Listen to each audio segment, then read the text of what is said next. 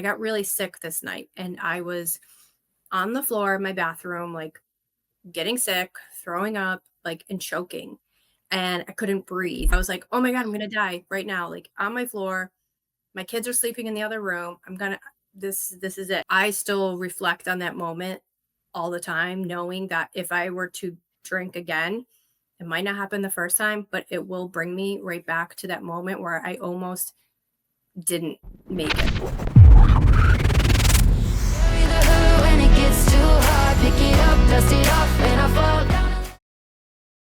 I know that you um used wine as a crutch for your divorce. How was your drinking before that? Yeah, great question. So I would say I was more of a binge drinker when I was younger. So like pre-kids. I wasn't a home drinker. I didn't become a home drinker till later on in life when I became a mom and all those things. So, but when I did drink in my young years, it was never good. It was Yeah. definitely blackouts and, not remembering how I got home or what had happened. And that really started from an early age where I was experiencing the blackouts. And so I think I just didn't realize at the time, how scary and how dangerous that it really was. So it wasn't even wine. Like wine didn't become a thing again until like later on in life. So it would just be whatever. Thinking about some of the drinks that I used to drink makes me so sick. But my first drink was I was a freshman in high school. It was at a party, and I think it was called Jungle Juice, where they just take Yeah. it's probably like stuff that people grab from their parents' house and we're like, all right, we got a bunch of this random stuff. We'll just dump it in like a kiddie pool. I remember that. And I definitely remember um drinking that and then getting home and my mom like coming in and like saying, Meg, my mom worked night shift. She was a nurse, single mom, and her saying, like, how did you get home? How was your night? And I was like, you took me home. Don't you remember? Well, I ended up Oh grounded. gosh. But I ended up grounded for the weekend, and these boys came to come see me the next day who had saw me at the party. And my mom, I remember her going to the door and be like, "She is grounded." I was so embarrassed because I was a freshman, but that was first time I drank really that I blacked out. Oh, I think, like, that was my first time drinking was my freshman year, and I blacked out, but my dad was with me, but my mom was not happy. Oh wow, you guys were like together? Is that how? Kind of. He dropped me off, and then we had a DD, and, so I was at one graduation party, and he went to the other graduation party, and then our DD brought us home, and I was puking, my mom came home from night shift, so it was good. Yeah, good times. And yeah, like at the time, it's like you just have no idea what is to come and what Yeah. and through the rest of high school it wasn't really like a huge thing, I would say. I'm sure I drank. I don't really remember it, but it was definitely once I turned 18, and that's kind of when I started, to drink more and to go out more. And I grew up in Buffalo, New York is where I grew up, and but I've been in Boston here for 20 years. So, yeah. Oh, so your drinking started as freshman, like, I feel like a lot of our drinking careers did start. So, um, do you think there was a reason why you drink? Or just peer pressure? Just Probably society? just yeah, probably just peer pressure, or just to fit in. I don't think anybody was like pressuring me that I remember like that particular night or things. I think it was just that seemed like the thing to do. That's what the people were doing at the party and things like that. So at the time, yeah, I didn't really have anything, I had a great family. My parents did divorce when I was 15, and that was probably like it was really traumatic. I definitely took it hard. And so I think that that kind of came into play. But I actually turned, this is like super interesting and not common, I feel like in women, but around the time I was 18, I didn't really ramp up my drinking that much, but I ended up developing a gambling addiction. So Oh. yeah, so this is kind of where like my wanting to fill this black hole inside of me sort of took over. There was a lot of like casinos around, so I was taking like all my hard-earned tip money. I was waitressing and just it's wasting it all at the casino, like chasing this rush, chasing that dopamine rush, and I would lose. I didn't even win, but I would lose a lot and lose like my car payment or my rent or money that I needed. And so that's really like looking back now was like my first addiction. Oh, gambling at such a young age, that's crazy. Mhm. I don't think I gambled until I was 21, because in Oregon, I think the age is 21. I could be No, wrong. it's 18. Like you could go into there's a lot of like casinos for like at the Indian reservations, like kind of where I was. And so and Canada was right there, and you only had to be 19 to drink or gamble in Canada. So yeah, it was definitely 18, 19, 20 years old is when I was like gambling all of my hard-earned money away. It wasn't even a lot, but it was everything I had at the time. Wow. So, do you think that gambling addiction led you to alcohol more? Yeah, well, what kind of, yes. Really, I feel like it was a transfer addiction then to alcohol. And when I was 20, my mom had already left and she had moved to Boston. And she said, "Why don't you come live with me in Boston? You can get away from the gambling." And although I didn't recognize it as like an addiction, it was just like, oh, I need to stop wasting this money. I'll tell you though, those car rides home after losing money at the casino is so similar to the next morning and that guilt and shame after drinking. So Wow. I did the whole geographical move where like you move and you think you're just going to solve all your problems, but really I'm still there and I'm still the Right. problem. And so I didn't address the gambling. I just moved away from it. So I really did stop the gambling. Then I started working at a bar at the end of our street. And so that was when I really started drinking more because I was in that bar scene type of thing. Yeah. How long were you a bartender for?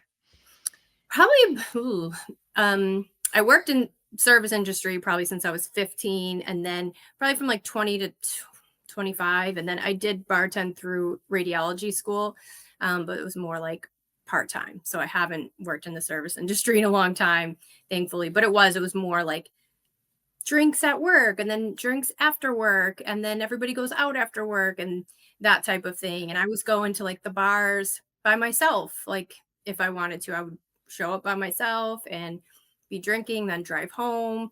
I remember like I fell a bunch of times. I was still like living with my mom at this point. I remember falling down like this. We had these like windy stairs in the house and falling down the stairs. And again, like never, I don't know, like not really thinking, wow, I really have a problem with this could get worse. Like I just had no clue that this was really not, becoming not a good thing. And definitely putting myself in really dangerous situations with Mhm. men and like going home with them. And like I remember one morning I had to look in the mail to see the address of where I was at so my friend could pick me up because I didn't even know like where it was. And I'm like rifling through this guy's mail to find the address. It's like looking back now, I'm just lucky that I'm alive, when I think about some of the things.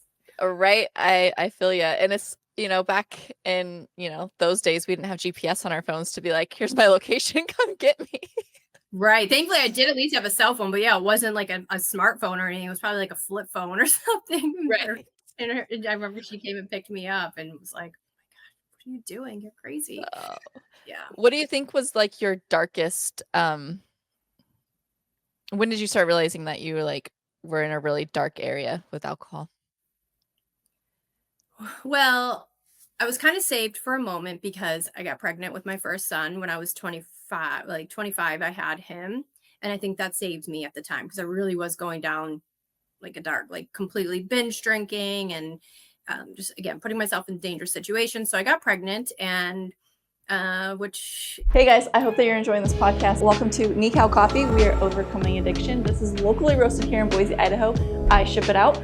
It is organic and chemical free. We got a decaf, which is 0 proof decaf. We have a blackout free espresso. We got a no regrets medium, and we got a fresh start medium dark. I hope you guys will check it out in the description below. wasn't like married at the time, and so it was definitely kind of a stressful situation when I did get pregnant, but it saved me. Like I didn't drink when I was pregnant.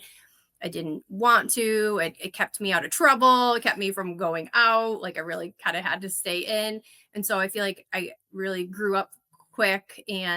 But then at some point I did then discover wine. And then I started drinking at home out of loneliness. I didn't have family in the area. I was in a relationship that he worked all the time. So I was alone.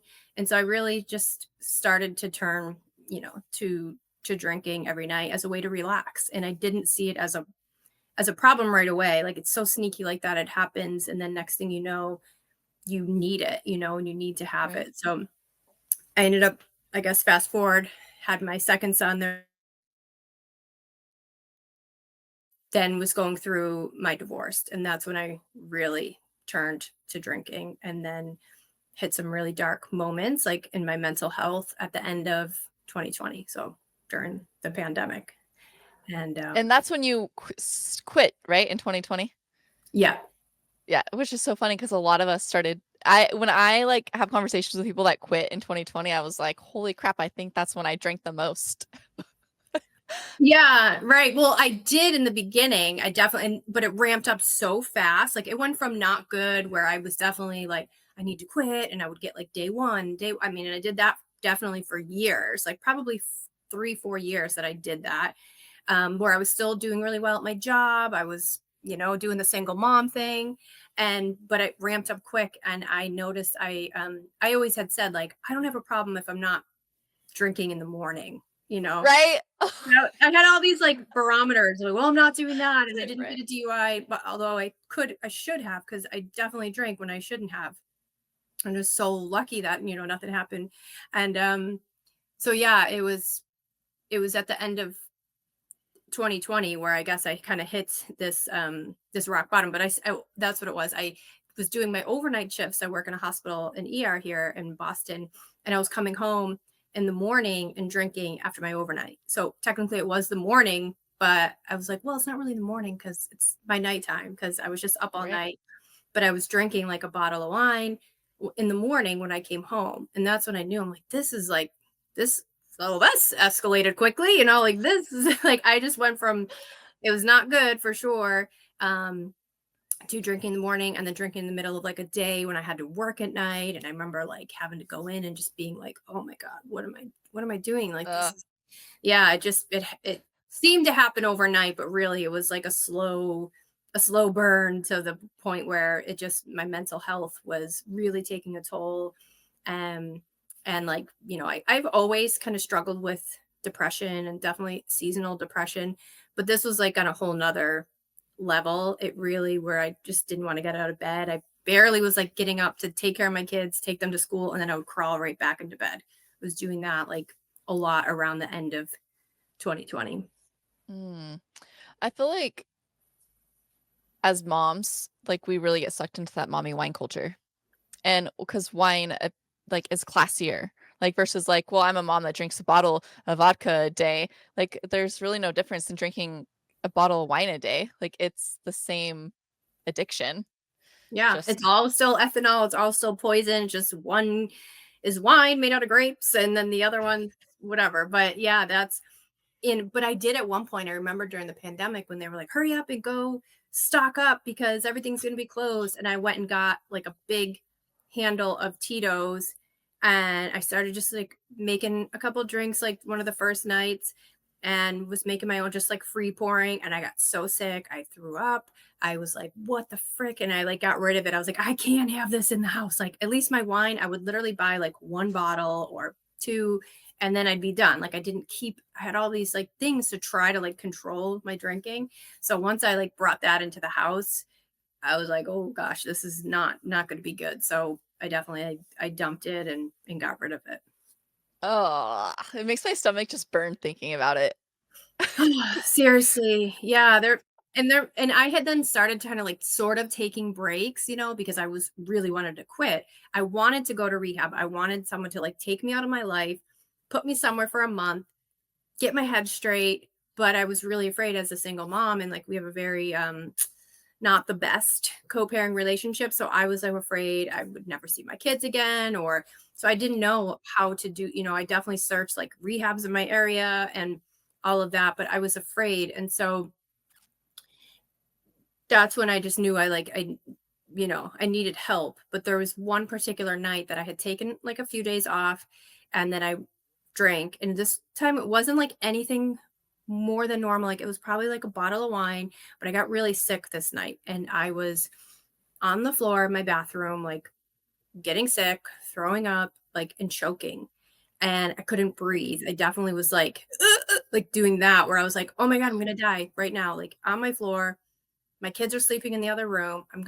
This is it. And that wasn't the last time I drank, but I still reflect on that moment all the time, knowing that if I were to drink again, it might not happen the first time, but it will bring me right back to that moment where I almost didn't make it. I really thought I was like gonna die because it was like a minute straight where I couldn't breathe. That's terrifying. Yeah, so I just like I really reflect on that moment. I mean, not too much now, but definitely now that I just hit 4 years. So, but definitely in the first couple years, that was like anytime I was romanticizing, I'm like, nope, this is the reality. This is the reality. So you like played the tape forward pretty much. Yeah, yeah, I love. feel like I hear that a lot. Mhm. And I never realized that I was actually doing that until I started talking to people about it. I was like, "Oh, was that what I was doing?" Like, just playing my tape forward, like, I don't ever wanna be this person again. Right. I mean, ugh, it's just like it literally my stomach is on fire thinking about, like, those nights of being in the bathroom, puking, waking up next to the toilet, like, Right. And children. right, right. With them, I'm like, those poor kids, like so innocent and have no idea. And they yeah, it just and that didn't happen every time, but shoot, I don't wanna it was like you didn't know what you were gonna get. Sometimes it'd be like, Yeah. I would just have a bad headache the next day. Sometimes that would happen. Sometimes I would buy a bunch of stuff online and be like, forget about it. Sometimes I would break up with my boyfriend. Oh, I would do that. Like I would break up with I was in a relationship, we've been together like 8 years now. And I would break up with him all the time. Like not even just when I was drinking. I just was so unstable mentally from drinking that I just didn't know how to regulate my emotions. So if anything like set me off or whatever, I'd be like, I'm done. We're breaking up. Leave me alone. And then the next day I'd be like, oh my God, what did I do? Since I quit, I've not broken up with him once. So Oh, and here you are 8 years later with him. yeah. Yeah. Oh my gosh, all the drunk, like, moments of, like, texting, social media posts, I mean, those are behind you. Yes. Thank goodness. Yeah. Gosh, I So don't great. even think if I would have kept going, like what would have, what could have happened. But yeah, there's definitely a lot of cringe worthy moments in there. Ugh.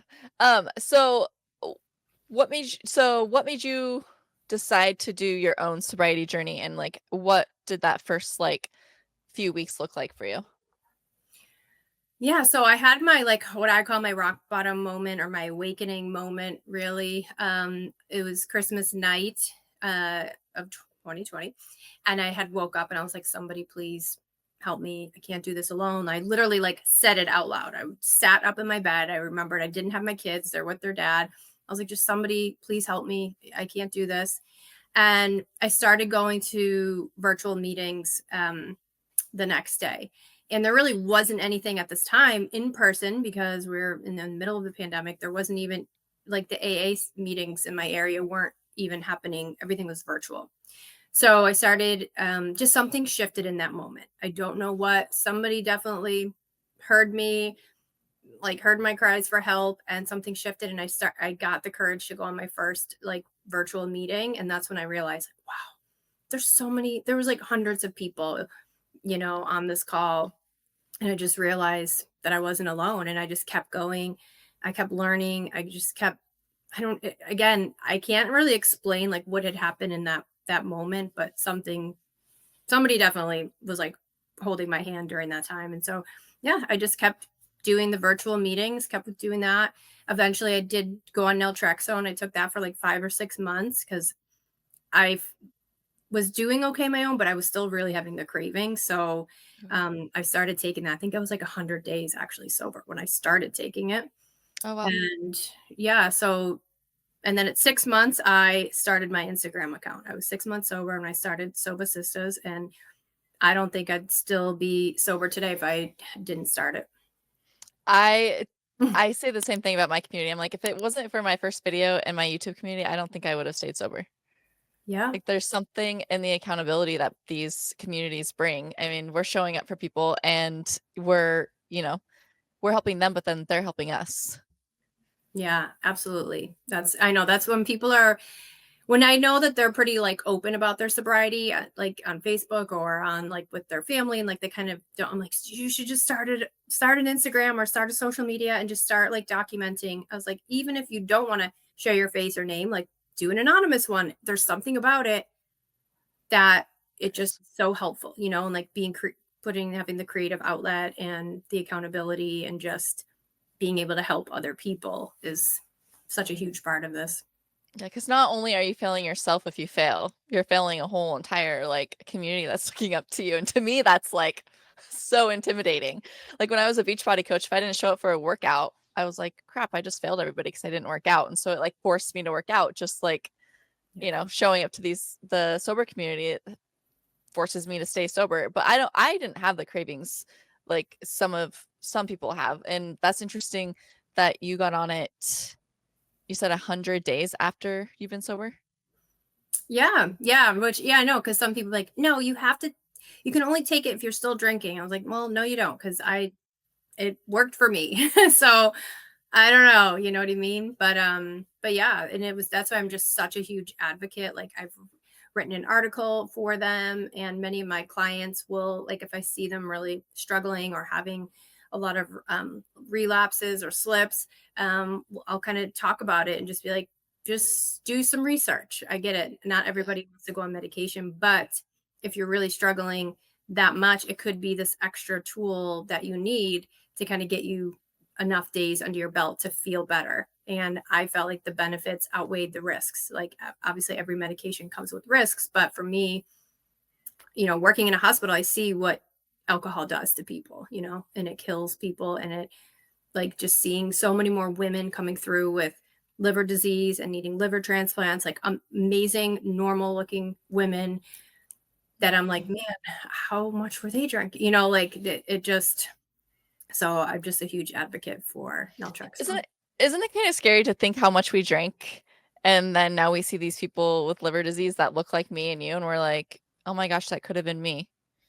Yeah. It's it's a really terrifying thought actually. It is, I know, and really, I do believe, like, had I kept well, I mean, I don't even know sometimes, like, would I even be alive still if I kept drinking, or how bad would it have gotten? I don't wanna find out, but I'm glad that I was able to stop when I did because I know it just nothing good was coming down the pipeline.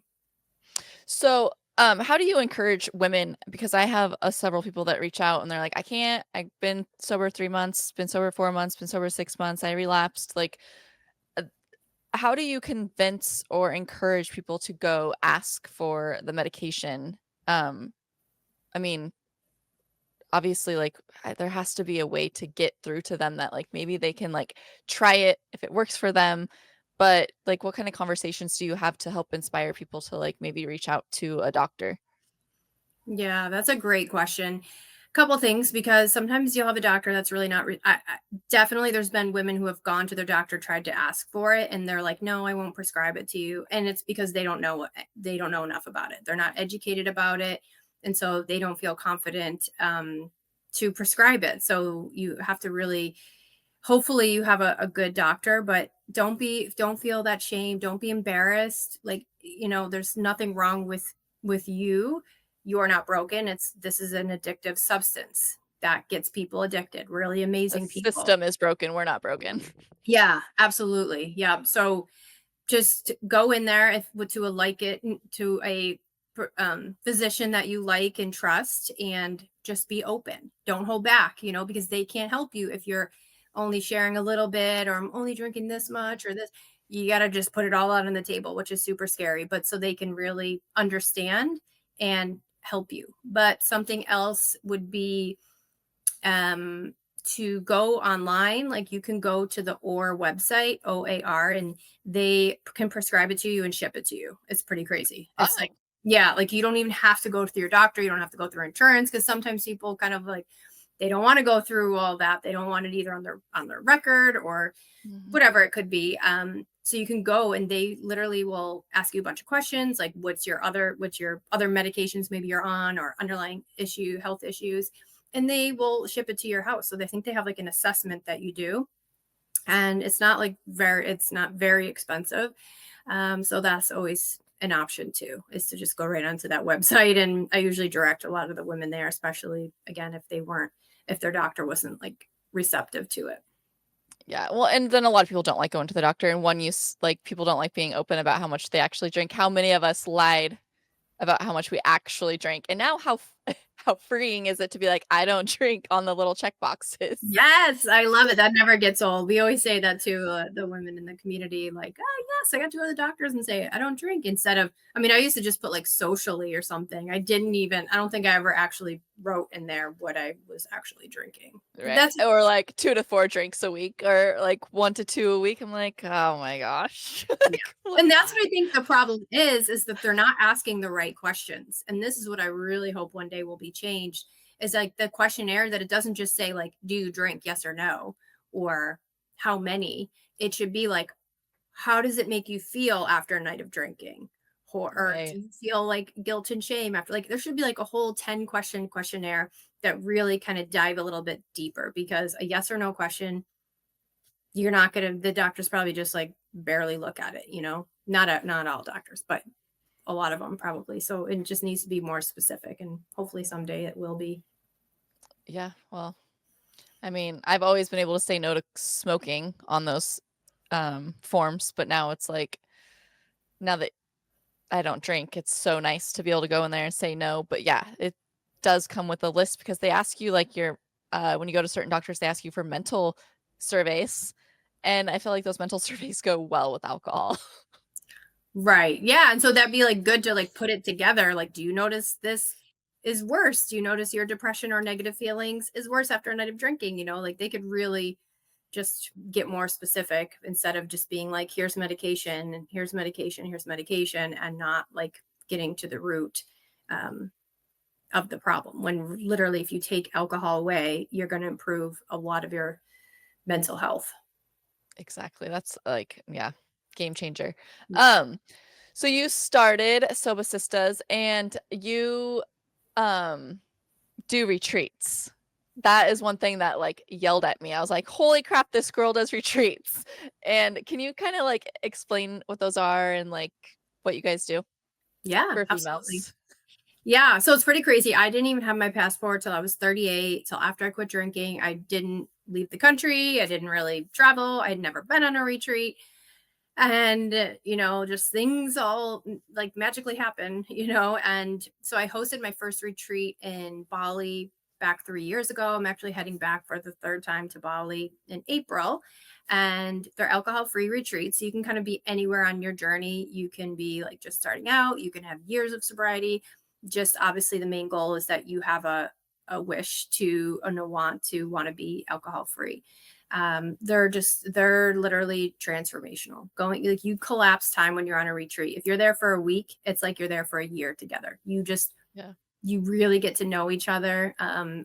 It's scary kind of to put yourself out there with women you've never met and fly across the world, but it is so we're obviously I would not be going back a third time if it wasn't worth it, because I do have, travel anxiety and social anxiety, and like obviously it's way better than what it was, but that's how good it is for me to be going back. I've done one in Vermont, like one in the US. I hope to do more in the US because not everybody wants to travel around the world.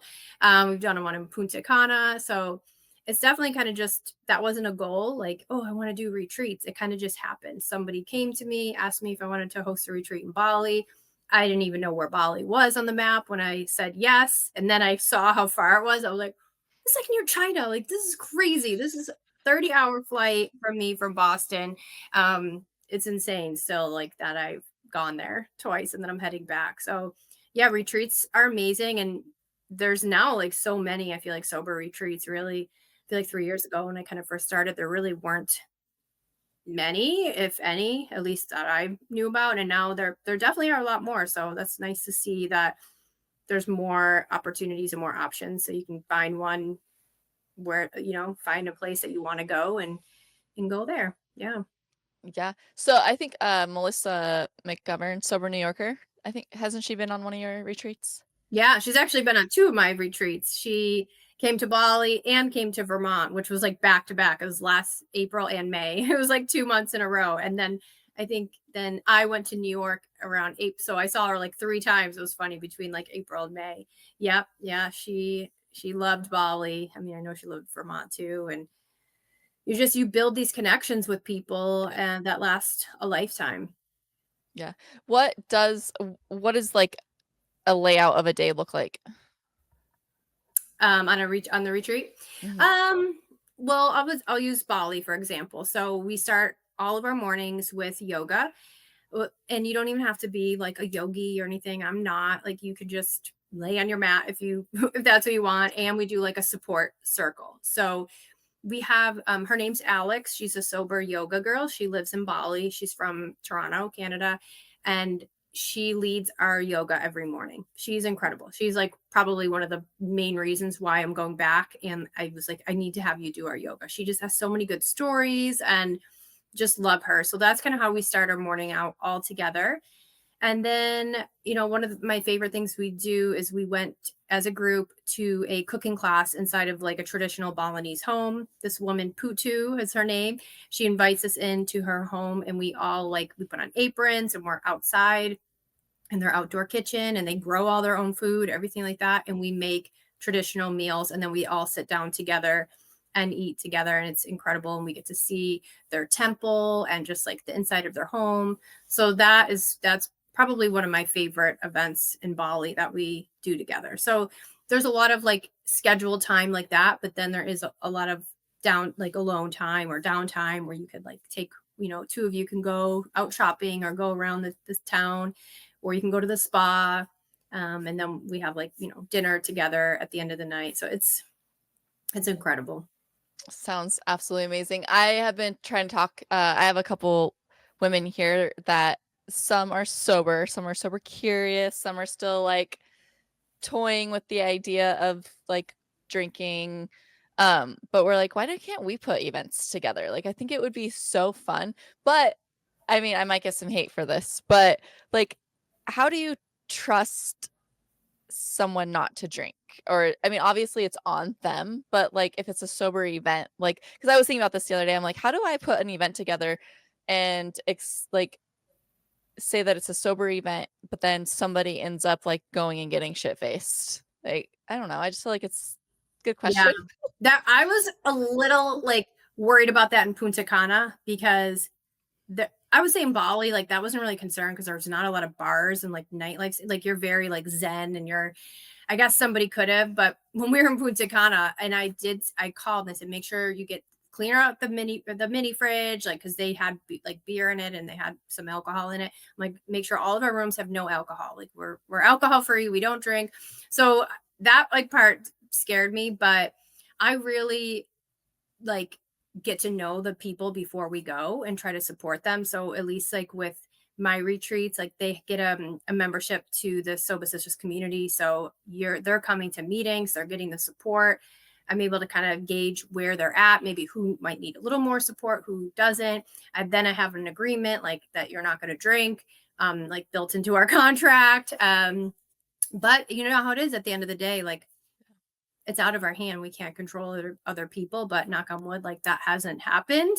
At least to my knowledge, I haven't known that anybody's like drank on the retreat. So, so I feel like you just really, you're so busy. Like you really don't want to, I don't know, like, you know what I mean? So, Yeah. but yeah, I guess it all depends on kind of like where it is and who the people, if you have a huge group, you might not be able to like really, these are very small, like intimate groups. So What's yeah, like the biggest one that you've had? I think 12. Punta Cana, I think was 12. Okay, cool. I mean, that's a fabulous idea, and I feel like more women should do this. It's just such a scary world. Like I was talking to my husband about this like several months ago, and I was like, "Why can't I do that?" And he's like, "Megan, like, do you realize like the world that we live in?" I was like, Okay, well, how does Megan do it? Yeah, you could totally do it. You could, if I could do it, you could do it. Like I said, I didn't even travel till I was 38 and I got my first passport and I no travel. Like I'm just flying by the seat of my pants, but it just somehow it works out when you bring the people together. And obviously, like I feel like I've grown. I've gotten like compared to my first retreat where I had no, I didn't, wasn't never even on a retreat. I don't think anybody knew that at the time. Like, you know what I mean? I'm just like, okay, but so I feel like I've grown over time. And now that, because it takes a ton of like, you got to be good at multitasking and being good with different personalities. And, they're not easy, but they're worth it and they're amazing. So, and I just feel like anybody could do it. Like you find a place you could do that. When I did Vermont, like that was really cool. Actually, we had a big house and we were all inside of this house and we had two chefs, women chefs that like cooked all of our food. So that one was yeah, and we had like a massage person come one day. They had massage down by the river. So, I mean, a lot of planning does go into it, but I feel like you could do like a minimal, just start going on a couple and get ideas, but you absolutely could do it. Yeah. What is like the so for the audience, what is like kind of like a price range for doing something like this, like coming to Bali, for instance? Yeah. So for Bali, it's $3,300 for which doesn't include the flight, but it basically includes everything else, and it includes 1 year membership to Soba Sisters, which that alone right there, I feel like it's priceless. But that's going to include all of the activities, all of the getting rides to and from all the activities, your airport transfer from the airport to the resort. There's someone like waiting there with a sign with your name on it. Most of the meals, all of the yoga, just like everything. Once you get there, you don't really need it's first of all, it's like very inexpensive there. So once you get there, you don't really need like a ton of money or anything really if you wanted like a massage, which is you can get a massage for $10 American. What? hmm Oh my gosh. Depending which spa you go to, like the one I go to is at the resort, maybe it's like 40 or something, but it's Still. nothing. Yeah, where I'm like, I went every day. I worked it into like my schedule every day. So Oh yeah, my but it's gosh. Yeah. 3,300. So it is like an investment for sure, but it's It's a good investment. yeah, it's totally worth it. And especially if you're going that far, and that's a whole week at a luxury resort and there's payment plans too. So some people who signed up like last year, they've been paying like small monthly payments up until April. Like if you were to sign up now, I think it's like 3 payments of 1,100 or something like that between now and April. So there's definitely like, for me at least, like I try to make it where you can do payment plans. And so I know not everybody has like $3,300 sitting around to like spend on a retreat, but I have a tree out back that grows money. right. Oh yeah. Can you send me one? Because I need Oh my gosh. yeah. That is so amazing. I love it. So, but so it's for all stages of like sober journeys. And can you kind of explain how, like, what were some obstacles for you in the beginning of you quitting drinking? Yeah, I mean, I just think just getting through the day sometimes was like my obstacle. Because I didn't have a huge social life really because I worked overnights in the hospital, Friday, Saturday, Sunday. So I made my schedule that way. So I didn't have to worry about going out and getting into trouble. So my kids went to their dad's every weekend. So really it was just like at home, that wind down time, that dinner time, like breaking that habit. And so your evening routine is going to be just so important. Listen to the podcast, Mhm. listen to the books. I did adult coloring. I walked a ton. You really have to just kind of, I always say it's okay to lay low while you're getting your shit together. Like, Yeah. don't worry about going out. Don't go worry about going to this party or that dinner, or just kind of stay in your bubble. Stay close with a community for sure. Like, don't do it alone. Have somebody you can talk to, someone who gets it. Because even if your partner says supportive and they want you to quit drinking, they maybe don't get it. Like if they don't struggle themselves. So yeah, my biggest thing was just like getting through that, like 4 to 7 without drinking. I mean, I went to bed early. Yeah. And yeah, it seems so long ago sometimes, but Right? it was like, it definitely seemed, um, just impossible sometimes, but it is completely possible. And just biggest tip would be don't do it alone. Okay. exactly. Did you drink like any like mocktail, seltzer waters, like tea with lemon, hot water with like anything to like take that like urge Yeah. off? Yeah, I love the sleepy time tea, like, I think it's called, like, traditional medicinals nighttime tea, or they had another one that was, like, cinnamon stress ease tea, and I'm not a tea, but I'm, like, coffee girl all the way, so I really was like, "Ugh, this is tea, whatever," but it really Yes. helps for sure. I was, like, dabbling with melatonin for a while, but I was, like even that, I feel like I abuse. I'd be like if it was, like, the dropper and it was, like, 3 drops, I'd be like, 1, 2, 3, 4, 5, 6, 7, 8, 9, 10.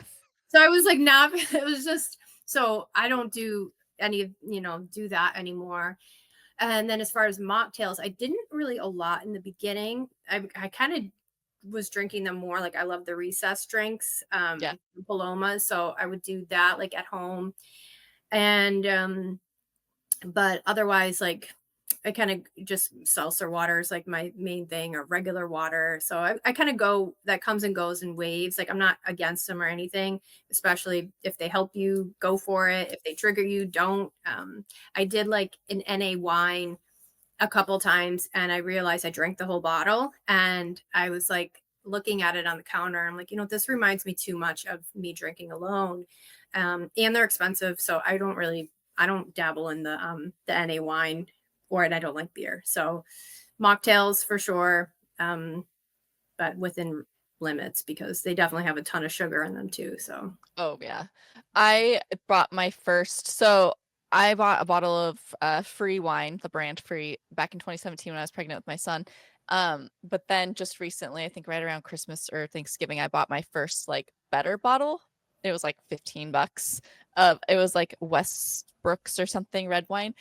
And I took a drink. I was like, holy shit, I can't do this.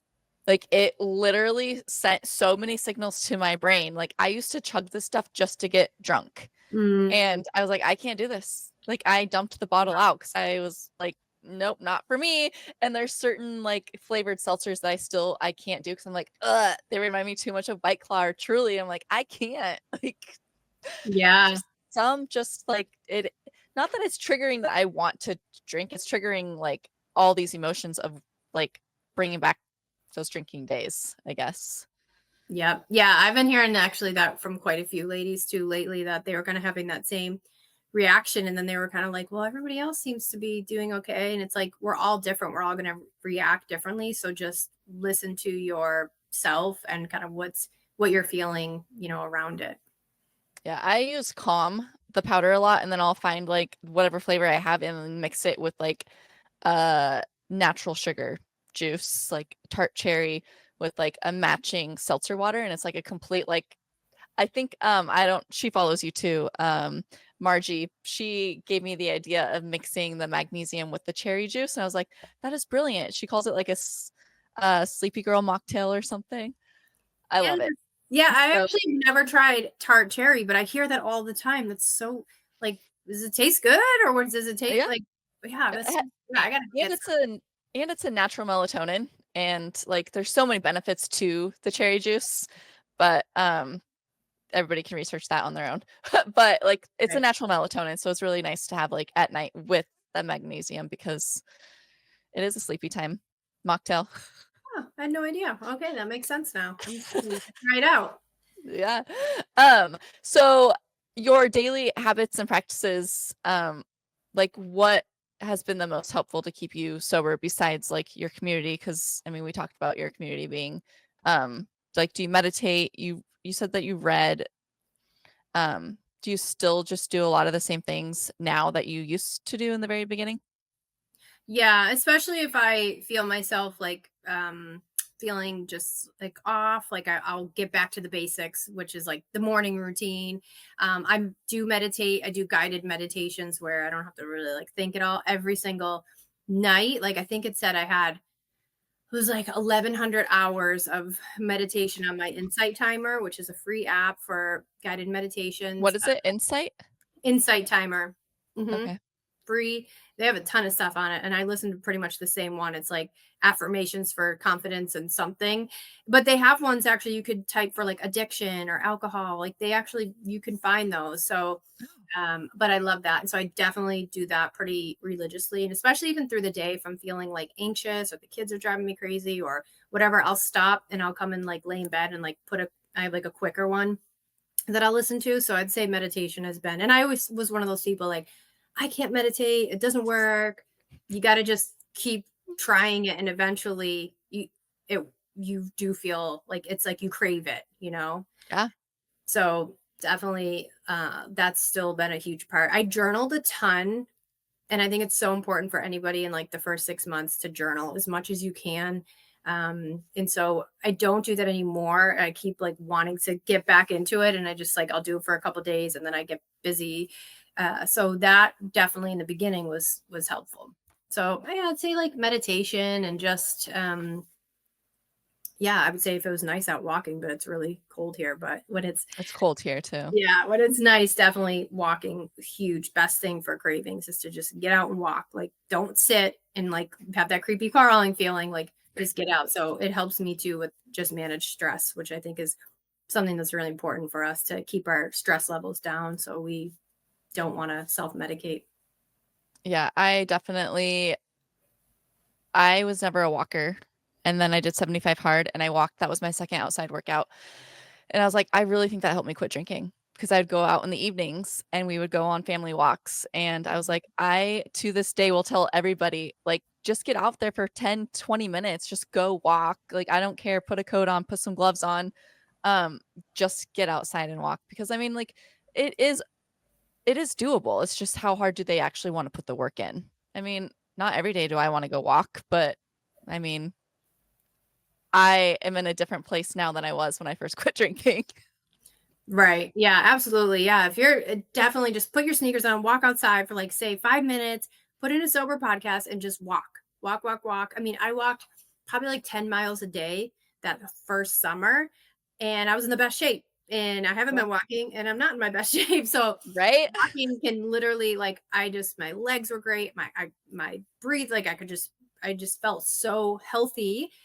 So it is something I want to like get back to, but it saved me in that first year walking. Sounds easy, but it Right? works. It's Mhm. the easiest thing to do and, like, the best healing. I mean, for me, at least it was, and sounds like for you too. So I had this question for you. How did it feel to be nominated for the Best Sober Community by the Sandspark Academy Awards? Yeah. Oh my God. It felt not real, I guess, because I was sort of at this turning point when that happened. I had been working for the Sober Buddy app, and they were closing their community, and I was still running my community too. But I was kind of like, what should I do next? Like, like, give me a sign, universe. And then I found out I was nominated. And then I found out that I had actually won. And so it really is just because we're not the biggest. I mean, there's quite a few sober communities now. I've been doing this for a little over 3 years.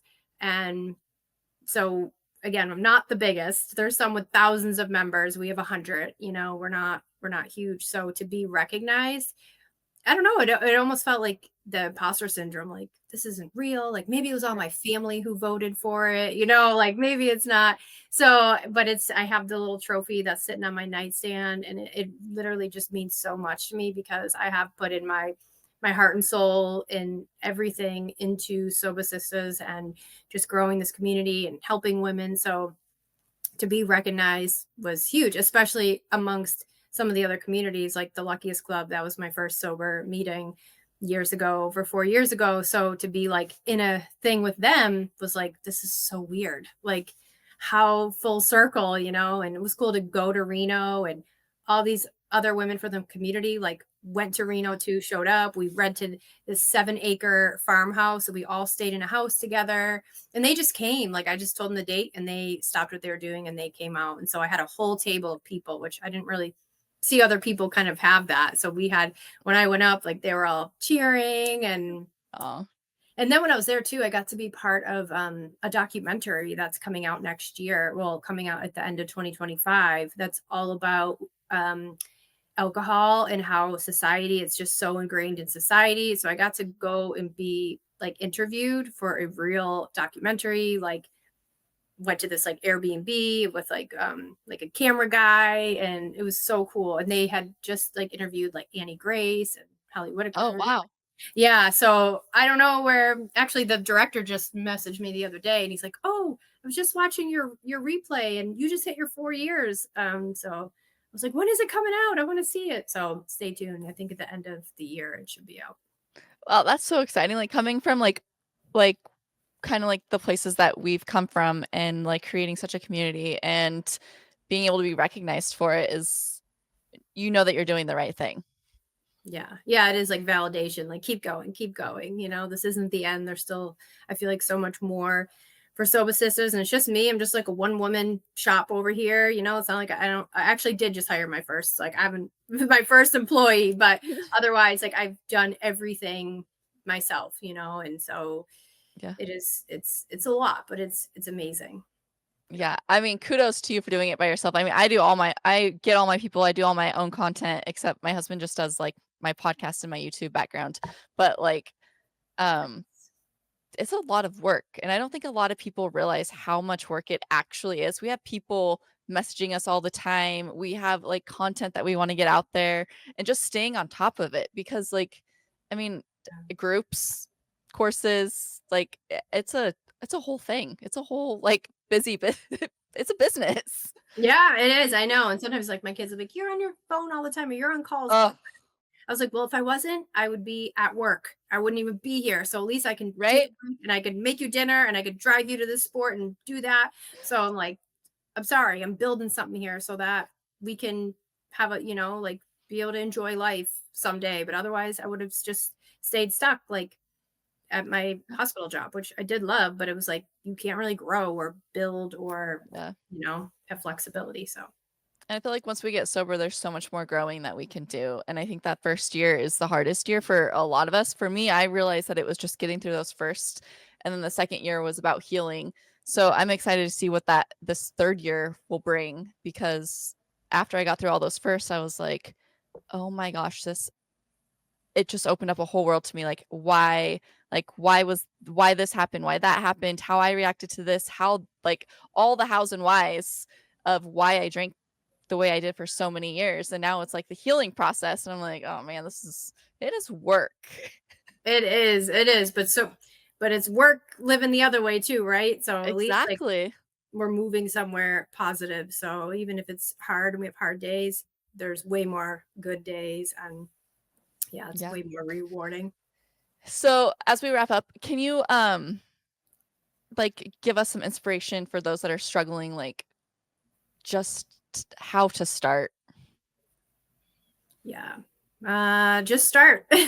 Say those magic words that are really hard, "I need help. I can't do this alone." Find somebody that will listen, and because not everybody's going to think we have a problem, they might be like, "Ah, you're fine," especially if they have their own problem. So know that if it's your intuition that's saying like, you got to stop or take a closer look at this. And again, to like just join a community. No, you're not alone. No, you're not broken. There's nothing wrong with you. Alcohol is a highly addictive psychoactive drug that is meant to get you addicted. And, Mm, just some of us are more susceptible than others for many different reasons. So it's just, know that there's hope. Like you can turn this whole ship around and be going like in another direction in a short period of time. Like you can really turn your life around. You can change who you are as a person, because sometimes we think like that's our identity. My identity is a drinker, my identity is being irresponsible or being whatever, and it's like you can change anytime. You have permission. You don't have to ask anybody. You're allowed to grow, be better, and really just submerge yourself in a growth mindset group. Find people who are working on themselves and that are growth oriented, that are working on themselves, like because you are who you hang out with. If you're kind of hanging out with people that are negative and they're just like, meh, that's kind of where you're gonna lie. If you raise the bar and hang out with people that are working on similar things. So and just don't do it alone and don't give up no matter what. This is hard. Progress, not perfection. And yeah. yeah. Well, I really appreciate you being here, and, I will put in the description where you guys can find Megan. And like, thank you so much for being here. No, thank you. Thanks for having me. Thanks for waiting for me since I rescheduled last week. So glad we were able to connect.